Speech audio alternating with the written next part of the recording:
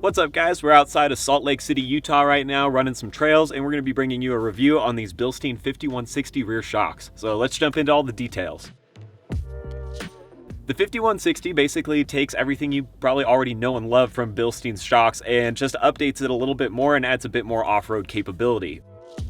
The Bilstein 5160 rear shock basically takes all the good parts of the 5100 rear shock and just updates it and upgrades it a little bit for better off-road performance. The first thing you're going to notice is that this is a remote reservoir system with that reservoir kind of piggybacked onto the main shock body. And that allows for more oil capacity and better performance off-road in the sense that now when you really get those shocks working and you need to dissipate heat, there's more fluid to move and it's going to perform nicer and ride smoother.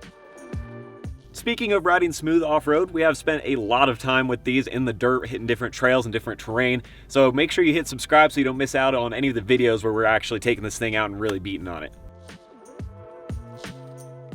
A few other quick details that make the Bilstein a little bit better and different from a regular factory shock is it has unique digressive valving on the inside to allow for that better performance and better traction in the dirt. Also, they're designed to be more durable overall than just a standard factory shock and can handle an additional 2 inches of lift. So if you do add a add-a-leaf kit or a rear block, you have a bit of room to stretch without compromising the performance of the shock.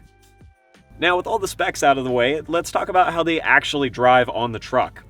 We've done about 700 to 800 miles now of running highway, national park, forest roads, dirt trails, rock, sand, everything you can think of we've pretty much hit with these shocks on the truck, and they feel excellent. As you'd expect, that digressive valving and having that external reservoir on there helps a lot, especially when you're on really rough terrain and it gets bouncing, and that's a big area where on F150s from factory, these shocks tend to show their weakness. You get the bed kind of bouncing, the truck alternates, it starts to lose traction, it feels kind of washy and almost disconnected from the rest of the vehicle. The Bilsteins help firm that up a bit, but not in the sense where it's so firm that it feels like you're going to break your back driving this thing off-road. It's very, very good performance and definitely a nice upgrade over a factory shock.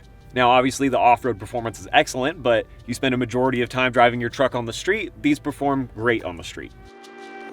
You're not compromising any of the way that the truck performs. It's going to handle just the same as it did previously, but you get that additional performance and a little bit of stiffness that just helps it track a little bit nicer. So we've been really pleased with how these have performed, spending time on highways, driving around town, all the standard day-to-day stuff that you expect. They're going to handle that no problem. As an added bonus too, these shocks are very simple to install. The remote reservoir can piggyback onto the main shock body, and then the whole unit just simply replaces your factory shock, so it's going to use the same mounts. That makes it very easy, a quick, fast upgrade that'll get you good performance.